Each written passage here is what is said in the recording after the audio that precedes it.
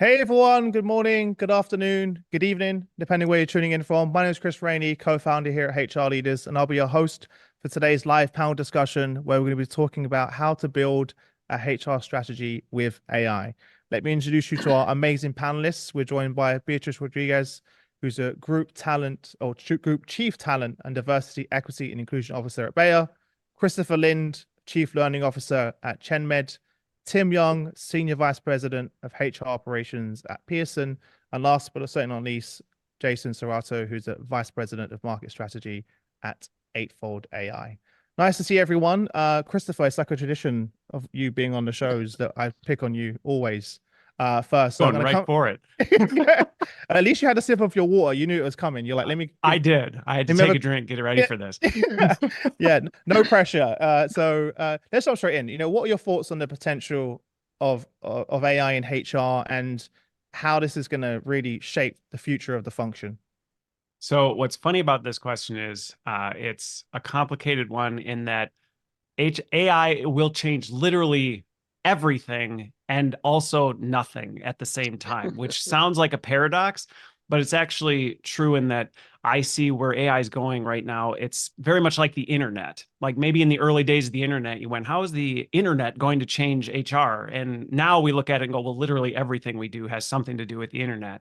And the same is true with AI. I think the challenge we have is that figuring out where, when, and how we're going to focus that attention is the big part. Because on my podcast, I had the gentleman who led the team that created Siri.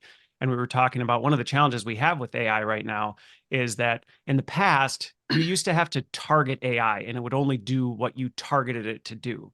Now, with these large language models and advanced AI algorithms, they kind of can do anything. And so it's more about telling it what you don't want it to do.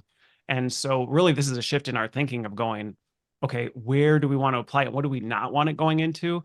But at the same time, the core of what we do in terms of thinking about people, the operations of things, that's going to stand the test of time. We're just going to do it radically different. If I can actually chip in, if I think about ourselves as an HR organization, it's actually today and it will continue to make us really uncomfortable with our capabilities and our skill sets. And this is because it's also in many aspects new to many of our HR population and many of our HR teams. So it's something that we will have kind of two hats as you think about bringing this into the organization. One is upskilling ourselves into a world that potentially we have not been in touch much for the past 20 years, but also at the same time we sort of carry this partnering sense of helping the organization to understand what does it mean for them. So we're actually going to be challenged on many different fronts.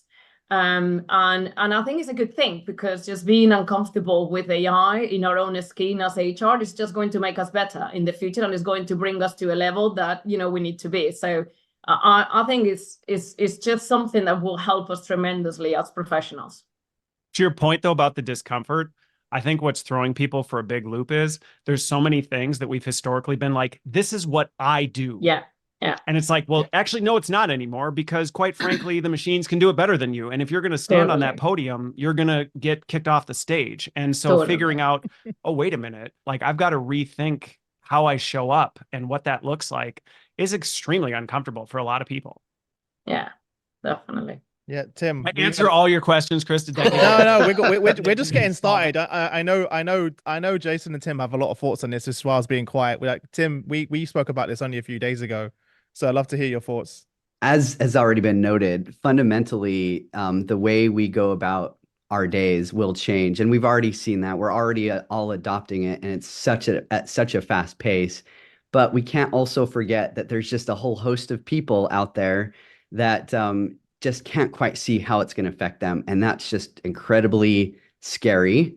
And I think a big part of leadership in the space right now is just simply helping people understand how they themselves get from here to there, and providing them those opportunities is going to be how we evolve. Because ultimately, while we want AI to now take over some of these tasks and enable us in other ways, we need to now reinvent what humans do to add value. And that's going to be a learning process all of its own.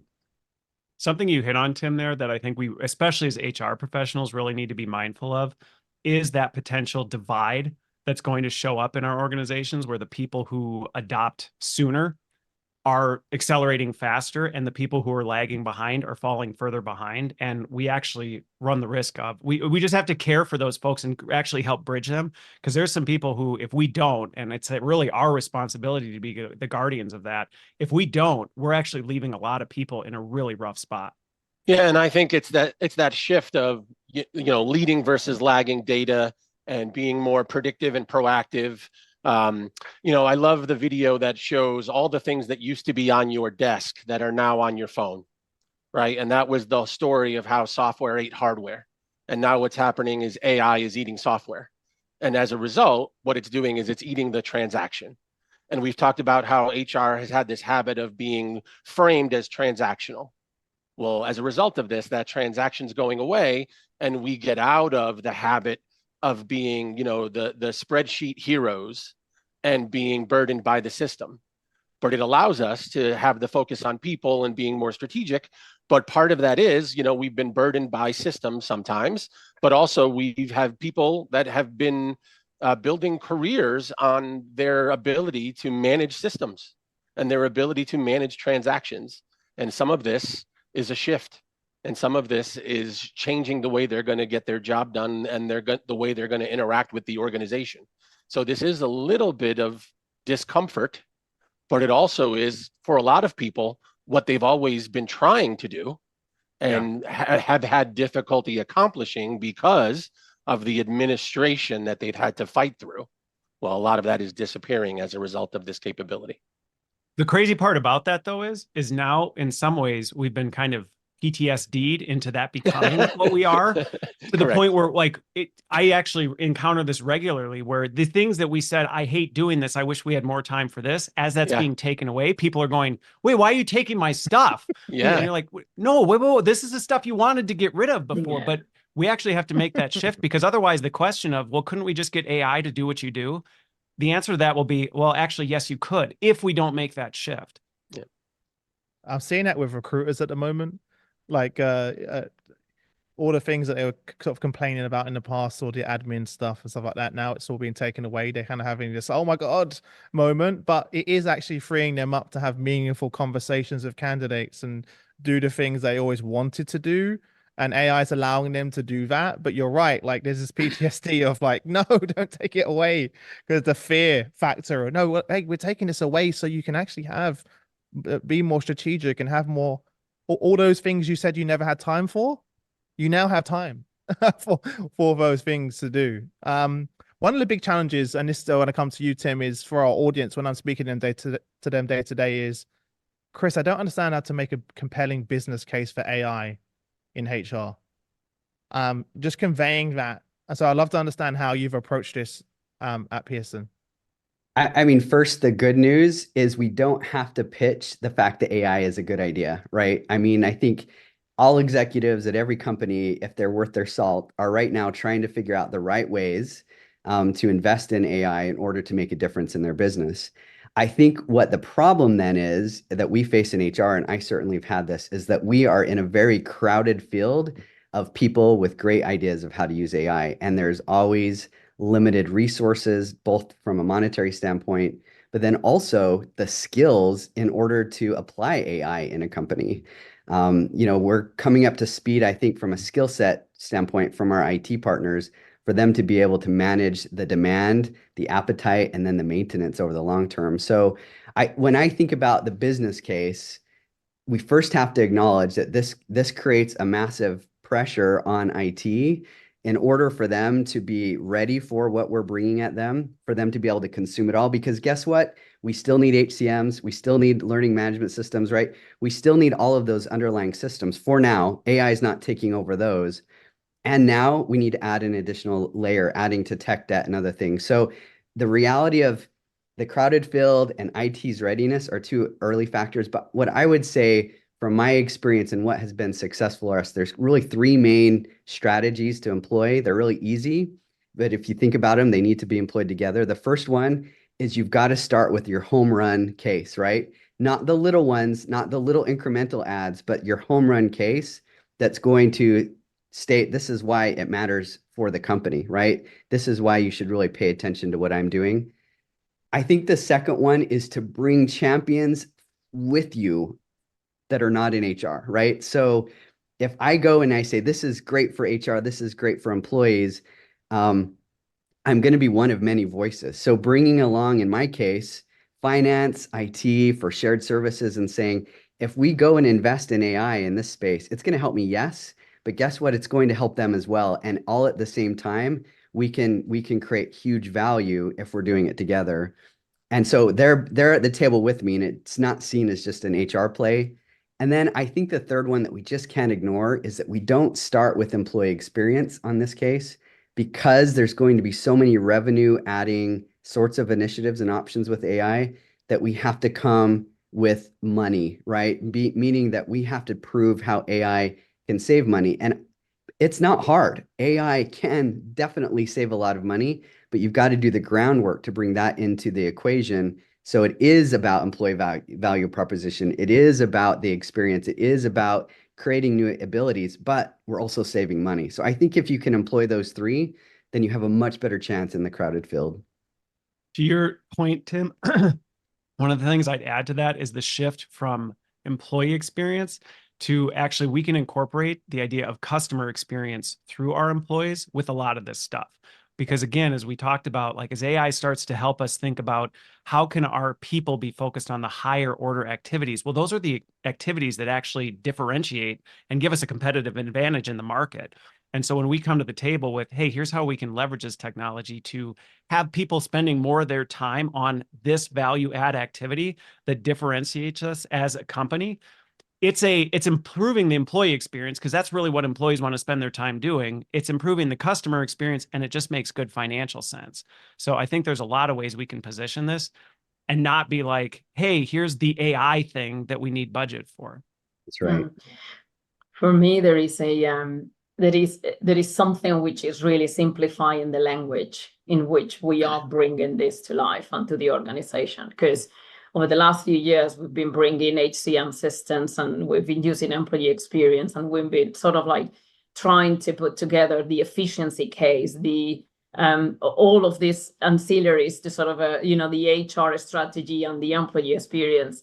In reality, the way for me to bring AI into HR is truly appealing to one simple thing, which is the talent that we all need to be able to compete in the marketplace. Yep. And I think that is really putting talent at the center. I think we've come to a realization in the past few years, both from a people leader perspective, business perspective, and HR perspective, that we are simply not able to articulate skills. We're unable to articulate, what are the sunrising skills, what are the sunset skills that a particular organization needs.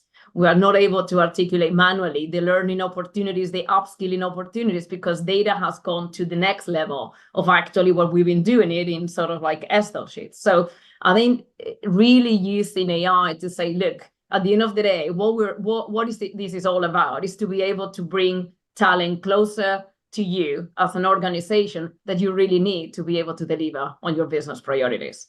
And it's as simple as that. Because when you start the business case talking about efficiency and technology and all of that, it kind of like we've already been talking about this in many different ways. So it's truly about really putting talent at the front of AI, and sort of as well breaking some of the myths regarding what AI does to talent, and and sort of helping people understand what that talent ecosystem could look like for you as an organization and as a business to be able to deliver your business results. At the end of the day, you need people at the center.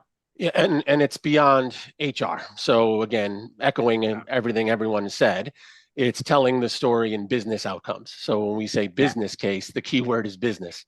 So talking about not just optimizing processes in HR, it's how is this delivering to the business in a new way? So, unrealized capability that we are now uncovering through new visibility to talent in our organization, or, untapped capacity in our organization that we are now uncovering through adjacent skills and learnability, or the ability to deliver to the business through faster speed to productivity and, tying skills to training courses and the win-win of showing people career pathing in the organization, but telling this story through, business outcomes and not just HR metrics. One of the things you hit on right there that I think is so important for us, HR leaders, yes, I think we can play a key role in influencing this, but I think everybody right now needs to focus on this, is that cross-functional one company mindset and activity that has to happen. Because I actually think one of the greatest risks we have as AI continues to increase in its usage in organizations is a rugged individualism that will destroy the organizational performance of the company. Because while AI may be great for a solopreneur that can now do the job of 10 people, to an organization that requires cross-functional partnership and teaming and all this other stuff, when you can go, I really hate working with that cross-functional team. They're really annoying and slow. I'm just going to ask my AI bot here to do all that because they've got all the wisdom of that function anyway. That kind of behavior will destroy organizational performance. And as HR leaders, we have an opportunity to go, hey, how do we help guard against that? Because that's a real risk coming for organizations.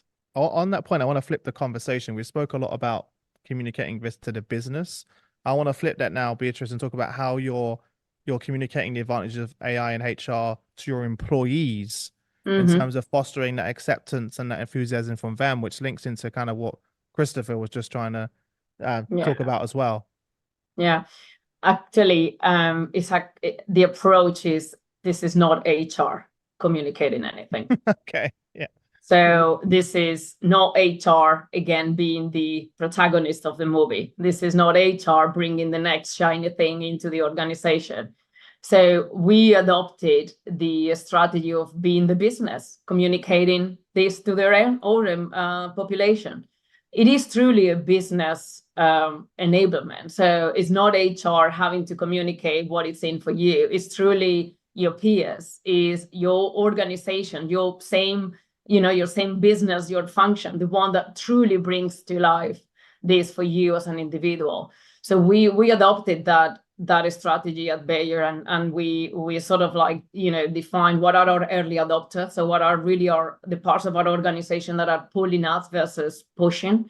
And I think that one of the strategies of communication is you don't do this big bang for everybody. You approach this into MVPs, where you can actually test and learn, and you actually have early adopters that truly brings in the journey, and you go with where the pool is versus pushing it. And those are the ones that communicate about, how you introduce yourself and build your profile in talent marketplace. What are the benefits of its skills? What career path looks like in a skill-based organization. So here, contrary to what we typically think of HR communicating and HR addressing the organization, we adopted that totally different approach. We are there enabling, but the business is in the driver's seat, and we enable the business, and we let our business and our leaders to really bring everyone else in the journey, which really made us to have an adoption and sort of a buy-in into the organization that probably it is much, much greater than the way that we've done that in the past and in other companies. So that's one way. But I don't know what the other colleagues think about that too. I mean, one thing that our CEO at Pearson has done really well is to tell everyone across the company, in every chance it gets, that it's their job to understand AI, right? Be students of it, follow technologists, no matter your role, no matter your level. And why is that important? He sees it as a strategic advantage as a business if everyone in our company is well-versed and aware of how to apply AI in whatever they're doing, right? And I think that helps in two ways. One is the outcome I think he's going after is truly for us to reap that advantage with people who understand the technology. But I think the other advantage is it puts people in the driver's seat of their own career in unfamiliar territory. We don't know what we'll be doing in 5 or 10 years. and we won't know till we get there. So, but if you're just an observer from the side, it's going to be a lot harder to adapt than if you are understanding the technology, what it's good for, how it's built, how to apply it. That can be a big game changer for any organization. On that front, I think as HR leaders, one of the things we really, on this employee side, that we have to be really careful of is being the guardians of our employees, though, and helping them see what that path and that future looks like. Because everyone right now is reading headlines by people like Larry Sanders, OpenAI founder, saying AI will be the end of all human labor and things like, and so everybody's going, oh my gosh, this is the end of me as a professional. And that's what, and when we aren't proactive in pushing forward that human-centric voice of, yes, AI will play a role in our strategy, but so do you, and we are committed to finding your pathway and helping you on that pathway. Tim, to your point of saying, yeah, you have a responsibility to get on that pathway and walk it, but we are committed to you. If we don't proactively fill in that void, people are filling it in with all the other news they're reading, and it's not good news. And that's going to crush, it's going to crush organizational performance and engagement. And the reality is organizational trust is already at a very low level right now. And so being able to bring that up and really reinforce that, yes, AI is a competitive differentiator. Yes, we are invested and we want you to participate in that change. But yes, we are also committed to you and helping you on this journey is that key part of the narrative that sometimes gets missed because everybody's so excited about what it's going to do for the business. Yeah. Jason, you're in quite a unique position where you're helping hundreds, if not thousands of companies go through this process of implementing and communicating AI. What have you seen as some of the best practices, the things that have worked well, both from a communication point of view, but also an integration point of view? Because you're seeing this every day, right? In the work you do and the customers that you serve. One of the things that I think works well, part of it is the communication and explanation of outcomes. So it's not enough just to say, hey, we're implementing AI and this is what we've done, but let's explain what we're trying to accomplish and let's explain the application of it, but also highlighting the outcomes. That's a key part of it. But a big thing that we see amongst a lot of the organizations that are doing this well is also modeling this across the leadership. So for example, depending on the problem they're trying to solve, a lot of organizations are applying tools like AI to try to drive internal mobility. So we see organizations that are doing things like encouraging it not only in the organization, but also encouraging it amongst their leadership. And they're modeling it with their leadership to say, hey, we just had our senior leaders rotate positions, and we're going to talk about it and we're going to highlight it because we're modeling it and modeling the behavior and showing how this is happening in our organization and how we're moving people in the organization. And then as that cascades down and we champion that behavior, we're going to show you how we're enabling that with these new tools that we're rolling out. And oh yeah, by the way, this is how this cascades down in the organization and how we encourage managers to have these conversations with employees. So part of this isn't just speaking about the tool or using the phrase AI, it's storytelling and, modeling the behavior in a way that encourages and kind of says it's okay. Right? Because a big part of to your point, go for it. Because a big part of this is it's more than just technology, it's changing the culture, right? And rewarding behavior. So, we can't just say it's a tool or it's AI for AI's sake. It's creating this, behavior and this culture and modeling it through leadership. Well, and to the point of senior leaders, you better be modeling and learning this as well, because AI is just as disruptive at the senior level as it is to any other level in the organization. Right. As a senior leader, your ability to analyze all the different situations and read the reports and figure out what's going on, right. AI can do that better than you can. Yeah. So you need to be evolving with this as well. So I think your point of modeling isn't just, hey, so that we inspire the rest of the organization, but even for your own viability as a senior leader. Or if someone comes into the organization with an adjacent skill that may have been non-traditional and they have a great success with a success path. Let's not keep that a secret. Let's tell a story and do these testimonials and highlight some of these cases so that it becomes more common knowledge, and it becomes more common than unique, and it's part of culture, right? Yeah. There's one acknowledgement that I think we need to do, which is that we really need to be practical about AI, because otherwise it looks like a really great, tagline, a story, like the flavor of the moment.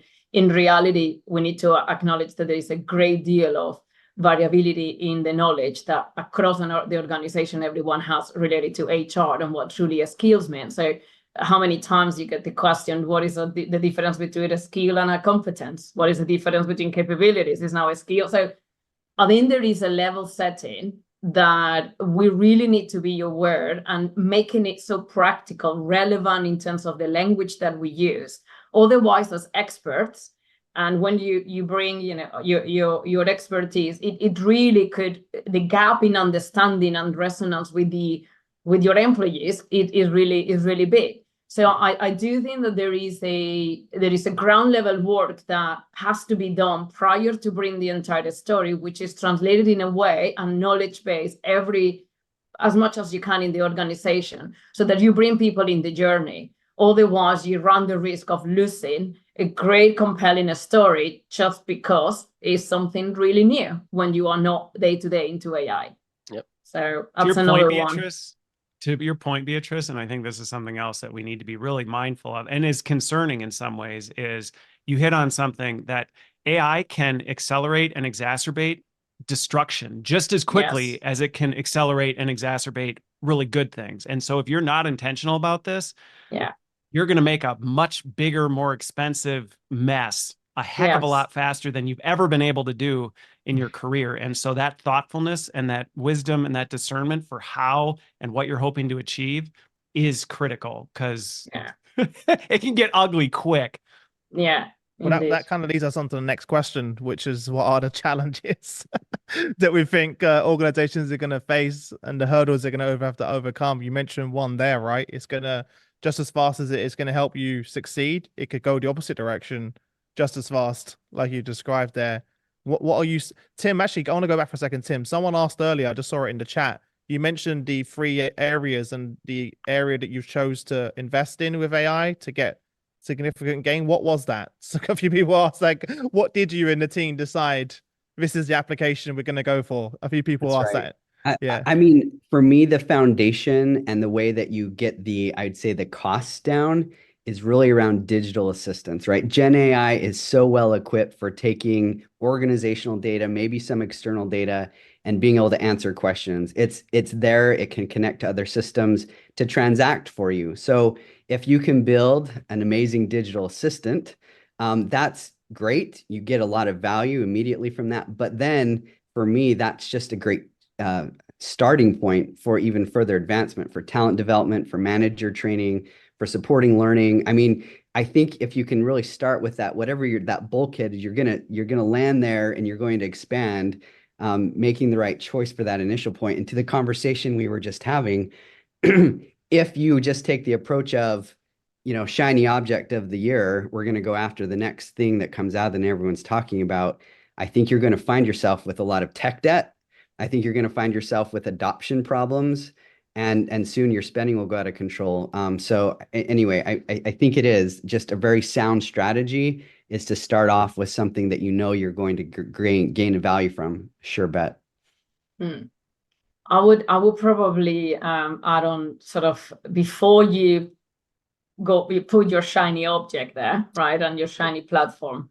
I would say there's sort of 3 things that are really critical for you to be able to meet expectations. One is data quality. So if the data quality at the very beginning is not right, probably you're not going to get a good experience as you go through it. So you then pass into number 2, which is working on your skill taxonomy. You're working on the architecture, and is the non-sexy part putting a skill, of bringing a skill-based organization and bringing, for example, things like a talent marketplace in your organization. But you do need to go through it, which requires a huge amount of work. That is probably the work that is really, really difficult for the organization to dedicate time, because all what they want is to kind of see the result.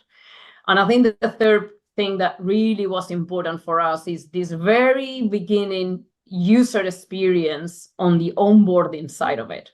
Onboarding into a talent marketplace, onboarding into a platform, whatever you call it, that onboarding really drives if you are going to engage twice or 3 times into the system. So that onboarding is critical for you to be able to build the success, ongoing use of AI in any application related to HR in this case, when you think about talent marketplaces and so on. So those are the 3 things, Chris, that I would say for us were very critical to focus on, so that the experience ultimately made sense and it was relevant for our employees getting into our system.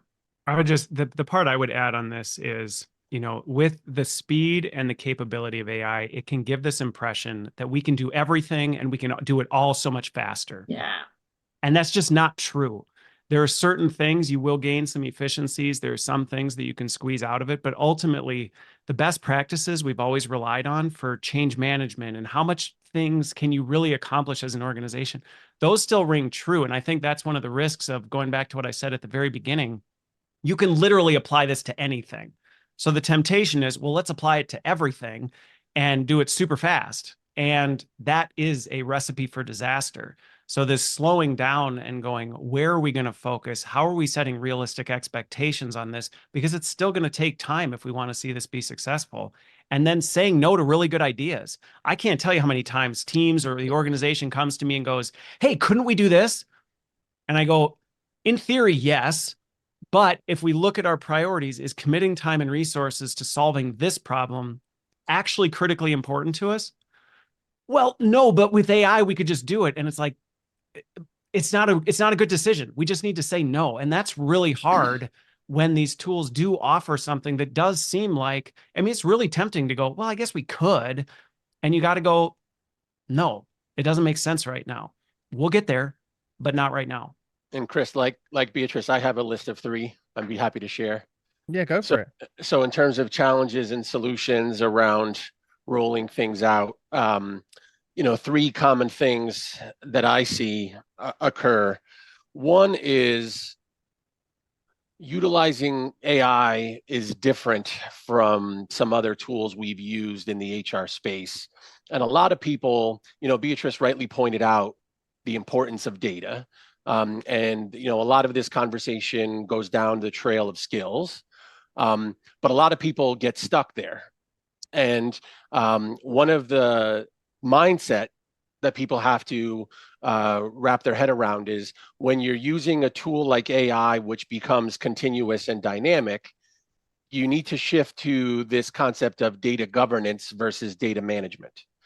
And if you spend all of your time mapping and tagging and kind of steering the data, you're not allowing the AI to do what it's designed to do. So you need to clean it and make sure that it's set up to start. But at a certain point, the AI needs to operate to surface insights and surface recommendations.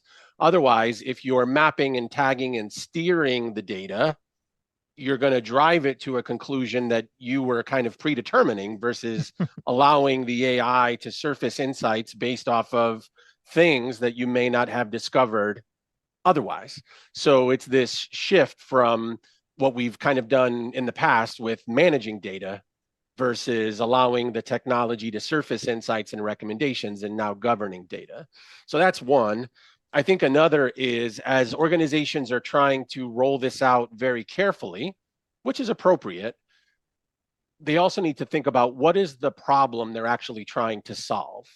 Because one of the things that I often end up discussing with organizations is this battle between managing the project and managing the problem. And sometimes they're more concerned with managing the project than solving the problem. So for example, they're trying to focus on increasing internal mobility, but they want to roll out a pilot and they want to roll it out only within a certain department. Well, if you're going to roll it out only within a certain department, you're not going to achieve mobility. So part of this is you need to figure out what exactly is the problem you're solving and what's the right course of action to get there in a managed way. Because another approach to do that is you can go broader with scale, but roll out functionality in a scaled way. So there's other ways to address this, but it's this balance of, trying to manage the project versus managing the problem. And then the third one is, it's more than a tool, as we've talked about. It's a tool, it's process, it's practice, it's culture, it's leadership. It's also policy. So been working with a lot of organizations that say, in order to do this right, everything has to be on the table, right? And you can't just optimize the way you've always done things. You really have to start redesigning a new way of doing things. And you can't go into the future with policies that were designed in 1990, right? So all of it has to be up for discussion. And, a lot of organizations are saying, if we're really going to try to do this a different way, we can't kind of do it a new way with policies that were built for how we did it before. And all of it needs to be available to be discussed. So I think those were my three that people are running into, especially in the early stages of doing this. Can I say something that might be a little controversial here, just for fun? I actually agree with everything that's been said. And I think it's being spoken by some people who've been doing this for a while, which is fantastic, great wisdom. I think the point I'd like to make is you've got to start somewhere. And I think just sitting on the outside watching this train moving, it's just going to pick up speed and you just need to enter somewhere. So not saying don't be methodical, not saying don't think about the bigger picture, but you're going to learn a whole lot the minute you commit to an idea and go after it. And I think in the spirit of agility, you can always retract it. But I would say a lot of us have been thinking about it, been wondering about it, been attending things like this to learn more about it. But I think ultimately you've got to just start somewhere. And once you're on that train, you're going to learn a whole lot about what you should do, but you don't know that yet. So get on the train. I don't think that's controversial at all, Not Tim. at all. I think, Not but at I think all. what it requires is an objective analysis of where you and your organization are, because I've been in organizations who have a healthy appetite for risk, and they're like, let's just try everything. And as a result, they don't accomplish anything. I've been in other organizations where, oh, this one field in this Excel sheet is off. We got to hold the whole thing up until we perfect this. And you're like, well, you're never going to get anywhere. Yeah. And so you really have to do that healthy assessment of where are we as an organization? And to your point, where do we find easy, simple ways to talk about where we can go? And so I think, we've got to balance that, especially because HR sometimes has a reputation for analysis paralysis, where it's like, that's great. You guys have been talking about AI for the last 4 years. We're on it. Like, are you going to do something with it? I didn't know we work for the same company. That's funny. Yeah. It's an interesting one, right? Because you see the people that are succeeding and they have that competitive advantage, they're willing to take that risk and be brave, be bold. Many HR leaders I'm speaking to are leading the way in their organizations with AI, which I never thought I'd say that out loud. As well, and the willingness to be like to your point, like just jump in and there is part of that. At some point, you need to make a decision. You can't, like, someone asked me and Shane recently about our business plan for our own AI co-pilot that we built, and we just started building it, and we executed on it, and we learned along the way, and then we made pivots. If we just sat there around trying to build this perfect plan, and we'd be 2 years behind where we are right now. And so at some point, you just need to But to your point, Chris, the thing you hit on, though, is that willingness to recognize when it's failing and throwing it in the trash instead of going, well, we've invested. This is a project. We've identified this as a goal. We got to see it through, and just going, you know what, we tried it. This is not working for us. We gotta shift. And sometimes, I mean, I've been with a company that you're like, this is going to tank us. And they're like, well, I know, but we put it in our goals. And it's like that kind of attitude will get you into some real trouble. I literally spoke to a CHRO today who is invested a lot into a specific tool and has told me no one's using it and it's still going to continue. Yep. And I was like, what? and like because they're so invested into it, right? And they've gone through, a couple of years of integration, and they kind of down, and I'm like, no one's using it, no one likes it. Like, I don't even use it personally, and they're just going to continue, and I hear that a lot more than you'd realize, as well. So there needs to be a point where you know when to cut your losses and pivot. But the and thing get out. about these processes and these tools is they become continuous, and the tools are dynamic. So even if you did the pre-work to get things perfect, as soon as you started, they will change and evolve. Yeah, Right. like So anything, yeah. So Yeah. the secret is to get started. Yeah, 100%. Yeah. All right. Before I feel like we could keep talking. There's so much more to discover, but I have to let you go at some point. So before I let each of you go, parting piece of advice we've spoken about a lot, and then also where can people connect with each of you if they want to reach out and say hi. Christopher, puts on you first, so then we go do you first. Parting piece of advice for the audience. Yeah.